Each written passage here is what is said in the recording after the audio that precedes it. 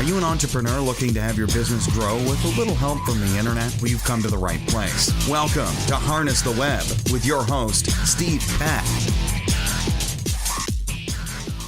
This is Steve Peck with Harness the Web, and we are about to go live on Facebook here at noon Thursday, noon Eastern time, and we're just waiting for AJ to show up. In any case, I think he's here. We've had a little bit of technical difficulties, and hopefully we're going to see him any moment. AJ, let me just tell you a little bit about AJ while we're waiting. AJ is a LinkedIn ads professional. There he is. So he's here. I can't actually hear him though, so maybe my... Can you hear me now by chance? I can hear you now. Woo, Yes. Technical problem. Technology is awesome, right? So for those of you who've never used like something like this, there's always, if you think if something could go wrong, it does, right? And I went to start this today and found out that, oh, the session that I had set up was gone. You know, so it's like, oh man, now I got to do the whole thing over again. And anyways, we got there, and here we are. So it's now, we're live now. It's awesome thing about live stuff. So here we are, we're live on Facebook Live, and then we'll be putting this out. You might be hearing us on YouTube. You might listen to us on Stitcher. You might see us on iTunes or harnesstheweb.net. You might also see us there. So AJ, I was just introducing you before you popped on, and my ears were itching. So in any case, AJ is a LinkedIn advertising pro, which makes me really excited because I know a lot about LinkedIn, but I don't know anything about LinkedIn advertising. And I think a lot of people don't. So this should be really revealing. And AJ founded a company, B2Linked.com, right? So B2Linked, they help you do advertising on LinkedIn, and we're going to find out what else they do for us too. And they're a LinkedIn ad specific agency. So I assume that means that that's all you do since 2014. That's really cool. Yeah. And you're an official LinkedIn partner, which is also pretty cool. So you're in that little elite group, and you manage ads for some of the world's largest or most sophisticated advertising accounts around the world. That's pretty cool too. And we can all tell now that you're a ginger with red hair, right? So, you know, I'm not sure, but you're a triathlete too, which I want to hear more about that in a minute. And you and your wife live in Utah with 4 kids. That's what you're catching up with me. I have 6. Whoa, I'm impressed. But mine are old. So my youngest is in her 20s. Matter of fact, her birthday's next week. And I think this is the most interesting thing about you that I know so far is that your company car is a wicked fast go-kart. That's right. I'm a giant child. Isn't that cool? I think we all should be children. It's a good thing, right? So let me ask you a question just to get started. Tell me about being a triathlete. How did you get into that? Well, it's kind of interesting. I've always been a runner, probably ever since junior high. And of course, I don't look like it. Like if you can see me, I'm definitely overweight. But I just have always been in love with picking a distance, picking a pace, and just going. And so, you know, even as a chubby little kid, I was running like, you know, 1 mile and then 3 miles and then 5 miles. And then I did my first marathon back in, what was it, 2009, I think. And then realized that was quite a lot for me. And so I have still been doing for about the last 10 years, a half marathon every year. And then when my knees started giving out a little bit, I've obviously put them through a lot. I started doing triathlons because you can do running, but just a little bit, and then swimming and biking as well, which are lower impact. So I've had fun with that the last few years. Sweet. That's sweet. Like, that's wild. I ran, but I've never done a triathlon. One of my kids did an Ironman, which amazes me. Like, she's amazing to me. My life goal is to do a half Ironman. That's incredible for her. Yeah, I mean, anymore, I'm like happy if I can like run to the car. That's my goal these days. But in any case, so let me ask you a question about your business. So if somebody meets you, right, they just meet you on the street and they say, AJ, what do you do? How do you answer that question? Well, I think it depends on who the person is. If I know that they're a marketer, I can go into a little bit more detail. If it's just someone just random person in an elevator, I'll probably say, hey, I run an ad agency where LinkedIn ads is all we do. But if they know marketing a little bit more, I can spill a little bit of the beans and tell them about the pros and cons of LinkedIn ads and all that. That's cool. And what are some of the pros and cons? Well, some of the pros and cons. So first of all, LinkedIn, as you know, has all of our professional data. So it is, if you're looking to reach someone in a B2B capacity, LinkedIn has all that data. And from an ads perspective, they have given us all of that to be able to advertise to people by. So it's incredible for targeting. And it's also really good for a mindset. I know you've talked about this in previous podcasts about LinkedIn, where when someone is on LinkedIn, they're either thinking about their work or their career. And when you give them an offer that augments one of those two things, they're in the right mindset. And so it makes their conversion rate really high. The cons, thinking about vacation. Oh, exactly. And then, of course, the cons, it's not without its problems. LinkedIn ads are very expensive, especially if you compare them with Facebook ads. They can be, 4 to 8 times more expensive than Facebook. When you say more expensive, do you mean like the cost per click is more expensive, or? Yeah, cost per impression, cost per click, just all across the board, LinkedIn is much more expensive. Do you have any data on how the cost per conversion is? Totally depends on what someone's offer is and what their landing page is like. So if you have a really soft offer, something like give us your email address and we'll send you this awesome piece of content. I've seen cost per download get down into the $15, $20, $25 range. And then if you throw an offer out there like, here, talk to our high pressure sales rep or open up your wallet, it can be in excess of $300, $400, $500. So totally depends on what you're going to do with that click. Cool. And what do you find, is there like a hurdle if someone's thinking about advertising on LinkedIn, right? Is there a hurdle in terms of the customer value that they should be thinking about? Yeah, absolutely. I have drawn a line in the sand that says if you're not going to make at least $15,000 from a deal, then LinkedIn's probably not for you. But if you are a B2B business where a customer is worth at least that to you over their lifetime, then almost always it makes sense. So yeah, definitely, because you have higher costs to get in, you need to be able to make higher money out the back end. Yeah. That makes perfect sense. That's cool. So about 15,000 is sort of the hurdle rate. If your customers are, you're going to make a few $100 on them, that's probably not the way to do it. Exactly. Yeah, a $6 to $9 cost per click is probably going to be too expensive for you. And of course, I have seen people have success at under that lifetime value, but it's hit or miss, and there's a lot of optimization that goes into that. So just to be safe, I'd say 15K is probably where you want to be.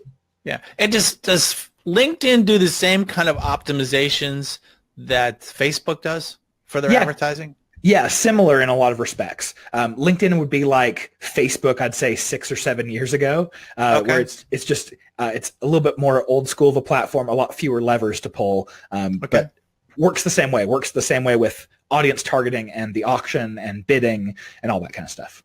And does it tie into your own LinkedIn account? So like, can you advertise just to your contacts and stuff?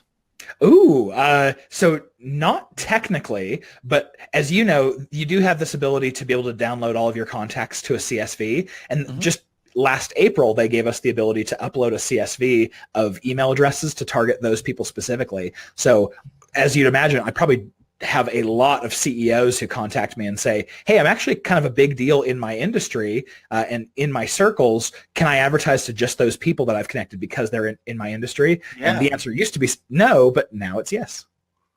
That's really cool, because I know when there's things people do on Facebook with that, with their LinkedIn data on Facebook, which is pretty cool. But I didn't realize you could do it on LinkedIn too. So that's awesome. And what's it look like when someone gets started with you? Do you have like a process you bring them in through? Yeah, what we have, and this is actually a little freebie I'll give your audience as well. When we start with someone, we know the 8 checklist items that we need in order to get started. So that's going to be things like get us access to the company's company page and Google Analytics and an ads account if it exists.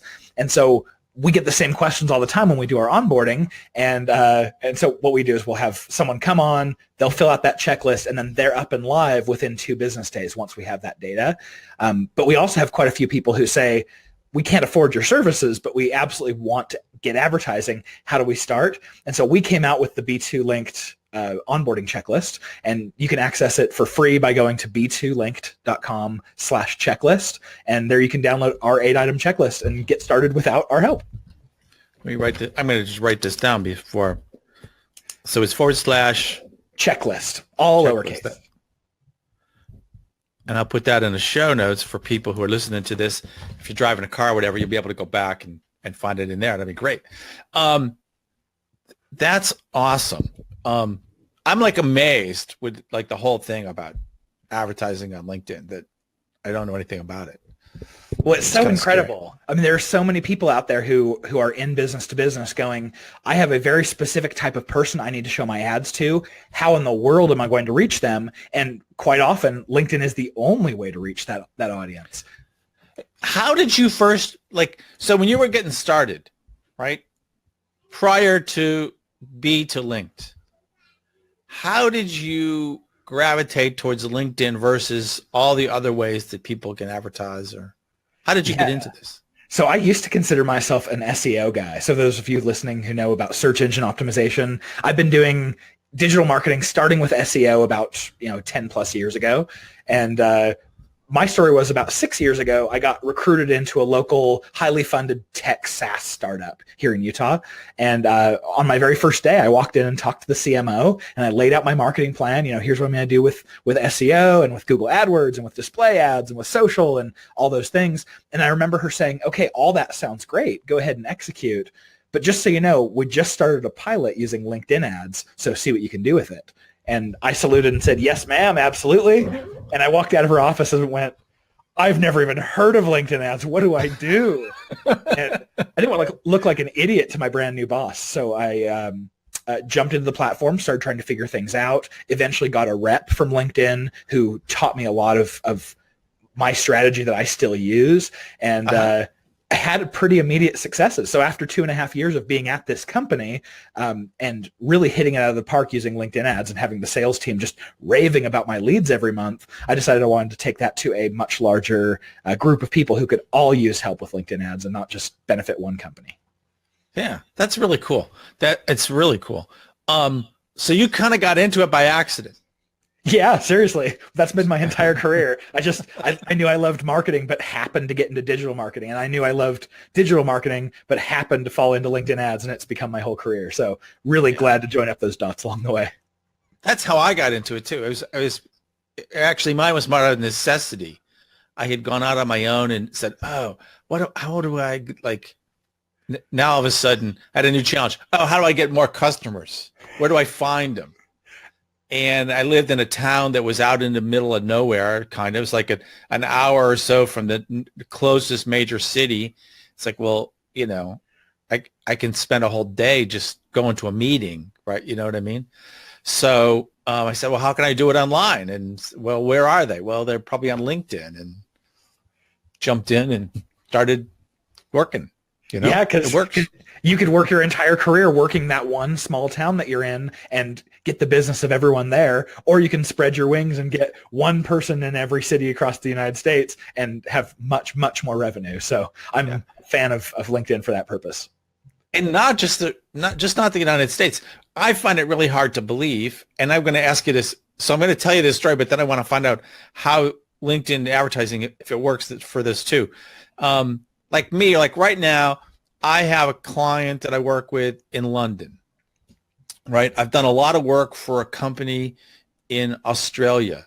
Actually, all the major cities in Australia, they have locations. And I do a lot of work with a guy who's in Rio de Janeiro, right? I mean, those are just ones. Oh, and there's a guy in Canada, but that's kind of the United States, sort of. You know what I mean? Pretty much. Not that far. Just I could drive to his place, right? Yeah, exactly. So, just LinkedIn ads. Can you do the international stuff with LinkedIn ads too? You absolutely can, especially if it's English speaking, because obviously LinkedIn is an English-based platform. And so they know what English job titles are, and they know what English skills are and English groups are. And so as soon as you start venturing out into other languages, they don't have quite as good of a hold on job titles and skills and groups. Some of the best ways that I have to do targeting. So your audiences get much smaller because other countries tend to be smaller, and targeting is not as good, so you tend not to be able to scale as well. But anywhere, UK, Australia, New Zealand, anywhere that's English speaking and foreign works great for ads. And are they having the same thing now with what was I going to ask about that? My brain just went blank. This happens when you get old, you know. I'm feeling it already, and I'm only 33. Oh no. Anyways, that the ad size that the audience size tends to influence the cost of your leads. So the smaller the audience, does the cost of the lead go up on LinkedIn? It does slightly, but not nearly as noticeably as it is on Facebook or AdWords. So the more specific you get on Facebook, you can watch your CPCs go up.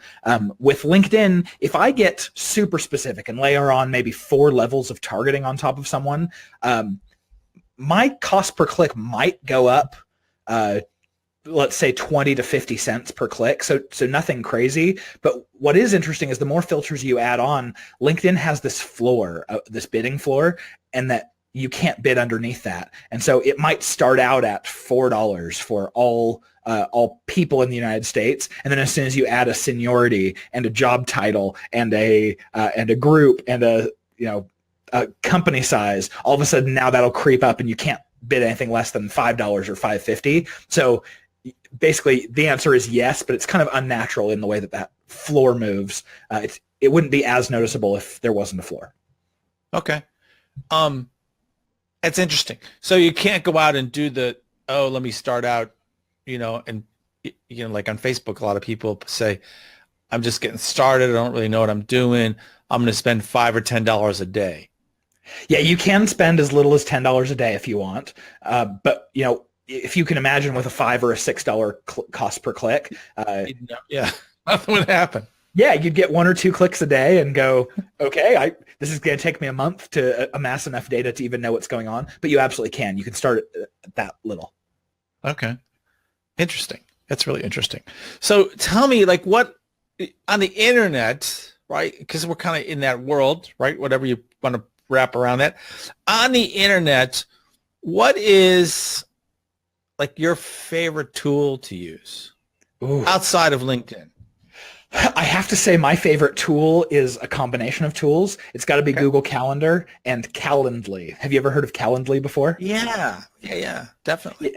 Yeah, so I have, I evolved this business. We're a little over 3 years old. When we very first started, it was a rare occurrence when we got a lead.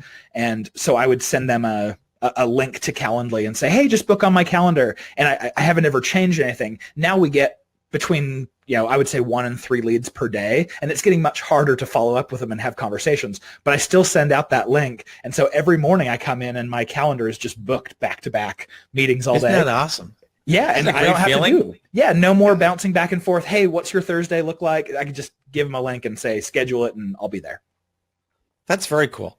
And they have both Calendly, don't they have both a free and a paid account? Yeah, so I have. Depending on what you need. Yeah, I have the paid one so I can have 4 different meeting types. If someone wants to do lunch with me or just have a phone call, I've got different ones for that. But the free version, you can have just set up one meeting time. Maybe it's a 1-hour phone call or a 30-minute phone call, and use that for free. It's awesome. That's cool. So, let's go back to the story before you took this job, right? That led you into LinkedIn. When did you first see that the internet was a place to go, or digital marketing was a place to go? Okay, so you were into SEO and stuff before that, right? Yeah, so 2 different stories. The very, very first inception of the internet as I knew it, I was pretty early. My dad had a computer before a lot of people did, and so as a kid, I was on Prodigy before the internet became what it is. So I was early-ish for my generation, and I got to play with a lot of it before there were even websites and And so the web has really been a big part of my life, my entire life. But what happened was the way I got into it is my dad and I used to talk, and he's a finance guy, works for a bank locally. So, I don't know how he got so good at computers, but he and I used to watch Star Trek together growing up. He was a big Trekkie, and I would watch with him. And then during the commercials, he'd stop me and say, "Hey, AJ, what do you think this commercial's trying to sell, and who are they selling to? What's their audience? And how are they trying to make you feel?" And that was really interesting because I'd never considered marketing before, but that was my foray into it. And then when I went to college here in Utah, the school is BYU, and I went in on my first day. I knew I wanted to study business, and they basically said, pick a major, like pick an area of business you want to go into. And I went, I liked watching commercials with my dad. I'll go into marketing, and I'm so glad I did. That's cool. For me, I went to graduate school. I went to business school, to graduate school, and I had no idea what I was really doing, right? I was a kid, basically, right? But I remember going through the first round of like the introductory courses, and a guy walked in who looked like Jack Nicklaus, and he was dressed in what I considered like early golf.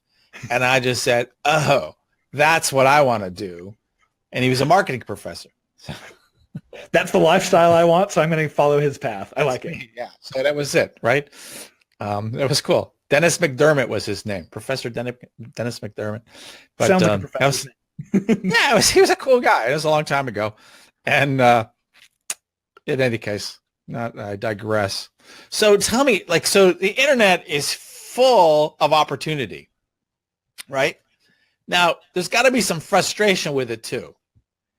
What's something you found really frustrating with it or challenging that you hadn't anticipated? I think my biggest challenge that I see with the web is it's hard for the small guy to make a dent. In a world where all the big companies have big budgets, big ad budgets, and they can spend to get exposure, it's really difficult for a local mechanic to say, okay, I'm late to the web. How do I get up and start getting customers? It's difficult without a big budget. But I will say it's much, much easier than it would be to try to make a dent with physical or outdoor ads, trying to make a name for yourself. So I'm very, very glad for the web in that respect. But it's hard for the little guy. I talk to lots of small business owners who say things like, oh man, I can't even afford to test LinkedIn ads, so this wouldn't work for me. But I know the types of people you can reach there are exactly the people I want to talk to. So then I start sharing with them like, well, you can go reach out to them organically over LinkedIn, start relationships, start conversations. That's the best way to do it. But then that's not very scalable. It takes a lot of time. That's the thing we help them with. Yeah. And harness the web. That's what we do. Yes. Thanks for the plug. But in any case, it is, though, it's hard because you could spend a ton of time. And especially if you don't know, which is when I first got into LinkedIn, I didn't really know what I was doing at all. And I spent a lot of time. I spent a lot of money. I took a lot of course. I did all kinds of stuff. And quite frankly, most of it was garbage, And it's like, well, this was great, but it didn't really do anything for me. So, yeah, my very first tweet, I went back and looked at my first tweet, and it was, great Saturday, mowing the lawn. It's like, I would never post that as a tweet now. Every new network you get on, you learn what's acceptable, what's not. The whole community kind of moves around you. So yeah, I think you're in the minority. I know a lot of business owners who they look at LinkedIn and they go, I'm afraid to post anything because what if I do something wrong and, crap on my own network and now everyone that I know hates me. So anyway, good for you for actually initiative. I just had somebody tell me that today.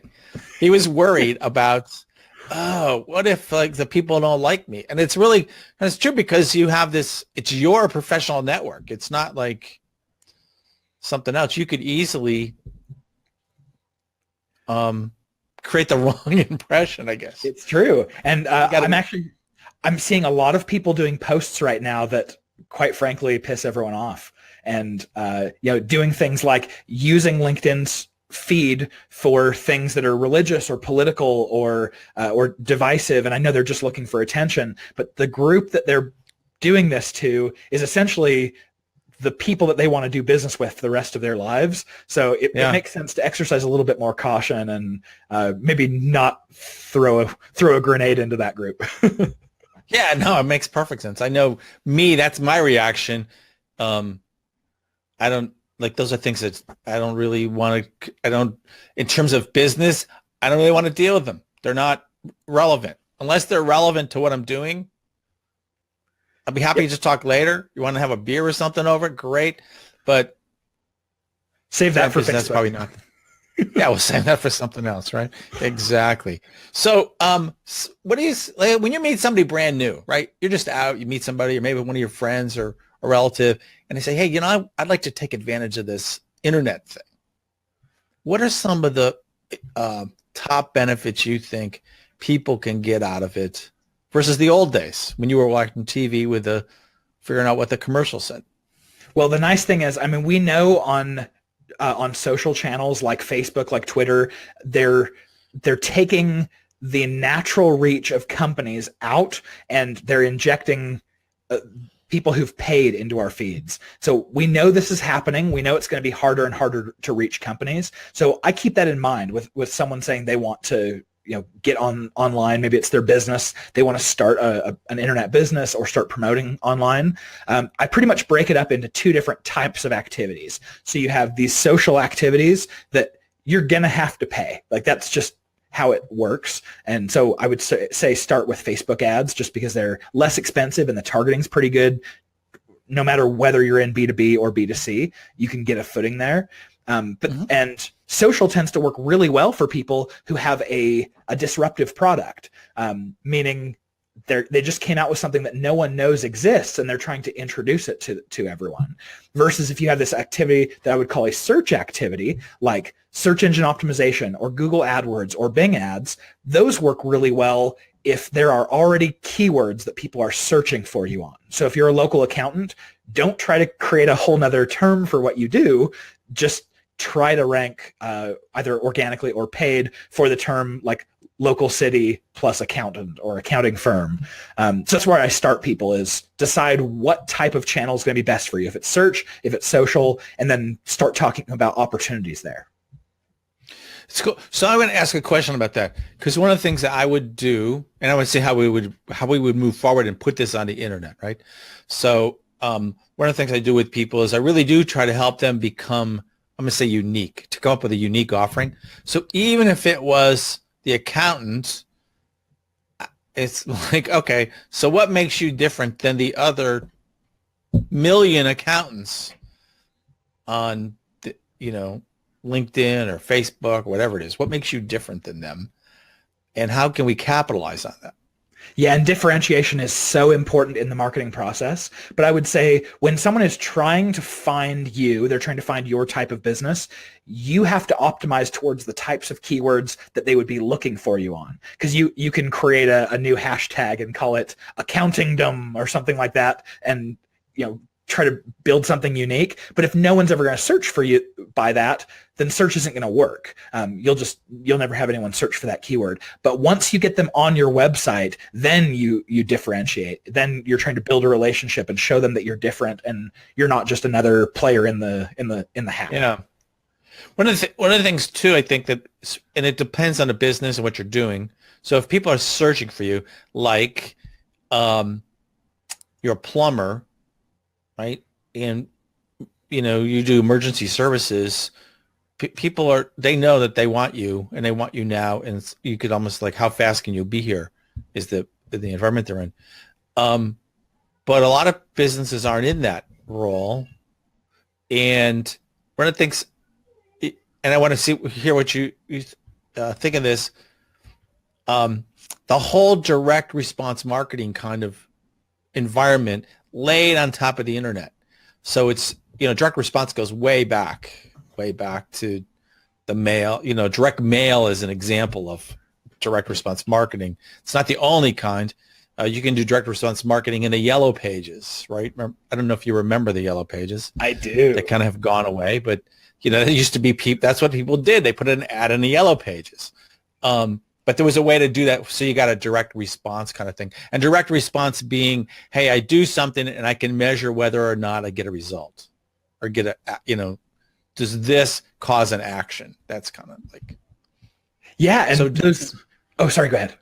No, so laying that on top of the internet, how do you see that? So obviously LinkedIn ads are a form of direct response marketing. Yeah, they definitely can be, but there is a big difference in the level of intent. When you're on a search channel, so if someone finds you on SEO or from Google AdWords or Bing Ads, it's because they're searching for you, and you might be that emergency HVAC guy who is going to be there on a moment's notice to come and turn on the heat when your heater went out over the night in the winter. It's important. Yeah, it's great. And so when someone is searching for something, they're going to have an active level of intent there, and it means that's going to be a really high quality lead, as in it could close tomorrow. So a sales team might really like this kind of lead because very short sales cycle, someone's ready. On the other hand, when someone is doing advertising or marketing on social media, they have no control over what someone is looking for right now, but what you do have control over is who the type of person is. So you might have this same HVAC person who goes, well, I can't tell who needs, whose heater went out overnight, but I can say I know my services, we work better in more expensive households, or I really like to install 2 or 3 heaters at a time. So I want to advertise only to people who live in mansions. Social media is fantastic for that, but realize that your sales cycle is going to be much longer because you're getting in front of people who this is the first introduction. They don't have a problem yet, and you're trying to essentially get on top of their mind. And the best way to do that through social media is not necessarily direct response like, here, contact us right now, but it's more of a, sign up for our mailing list, download a piece of our content. Let's start a discussion so that we can nurture that relationship. So when you do have a heater go out overnight, we're the first ones you think of to call. Yeah. Okay, cool. That's sweet. And those are all direct response things. Yeah. Versus flying the Goodyear blimp over the Super Bowl, and thinking that people are going to call and I think for me, I work with a lot of small businesses. One of the challenges they have is they see advertising as it's done on TV. They see people like Goodyear, people who are doing image advertising, and think that that's what they should be doing. Right. And that is, branding is something you do when all your performance dollars are maxed out. So I would not put any dollars towards a Super Bowl ad or the Super Bowl blimp, or trying to brand yourself until you've already exhausted the search level of consumers who are already looking for what you're doing, and then the social level of people who are a good fit for you. Once you've maxed both of those activities out, I think branding dollars come into account. But there aren't very many small businesses who can afford branding dollars. Yeah, it's crazy. So what's a piece of advice you could give people today? Something that they could take away if they listen to this, or they're watching this, something that they could take away and implement as quickly as today. There's no excuse for them not to take your advice and just do it. Okay, so I've got a really good one here. It is never too late to change or learn something new to become the best in the world. Like I said, I considered myself an SEO guy. I thought for sure that's what I was going to do for the rest of my life. And 5 years in, I learned a new platform and suddenly figured out I was the most advanced person at this in the world, and it changed the whole face of my career. So the web changes so fast, and there's always something new happening, and there's always room for one more expert, someone who can lead the tribe. So don't be afraid. I mean, you could be a 60-year-old person who doesn't feel like you're very good at the web, but you can literally study and work to become the most knowledgeable person in the world at your niche. So find that niche, and don't ever be ashamed to take some time and study. It only takes probably 6 months worth of intent work to become a world expert on some small niche. So there's no excuse. Chase it. Doesn't matter whether you're young, old, male, female. Doesn't matter. You can chase it. So just get started. Yeah, exactly. And use the resources out there. I mean, there are a whole bunch of free resources, and then there's paid courses, and you can always learn something. Yeah, that's very cool. And so you've given us a lot of great things today. It's been great to talk with you. So if people want to get and learn more about you, or they want to reach out to you, how do they get a hold of you? Yeah, so I think the best way is if you go to B2Linked. That's the letter B, the number 2, and then the word linked.com. If you fill out that form at the bottom of the page, I will tell you, you will not get a sales guy. You will not be put into a complex marketing automation workflow and be inundated by emails. You'll drop right to my inbox, and I refuse to sell. So any question you have, feel free to hit me up, and I'll be happy to respond. And the other one is on Twitter. I'm pretty active. I'm Wilcox AJ, and shoot anything over, any question. And like I said, super happy to answer, and you will never get a sales pitch from me. And that's Wilcox AJ on Twitter. Yep. Or b2linked.com as your website, and they can reach you there. Absolutely. I'm pretty easy to get a hold of. Awesome. Thank you so much for being with us today and sharing, because I know a lot of people, you've answered questions that people are probably even afraid to ask about LinkedIn advertising. And I totally understand, because I'm afraid to ask questions sometimes too. So yeah, don't be afraid to seek out and find resources like this if you want to learn something. But yeah, Steve, it's been awesome chatting with you, and thanks so much for giving me the opportunity to share with your tribe. Hey, thanks again. All right, have a good one. Have a question for Steve? Tweet him now at Harness the Web, or on Facebook, facebook.com/harnesstheweb. Thanks so much for listening to Harness the Web with your host, Steve Peck. For more great content and to stay up to date, visit harnesstheweb.net. We'll see you next time.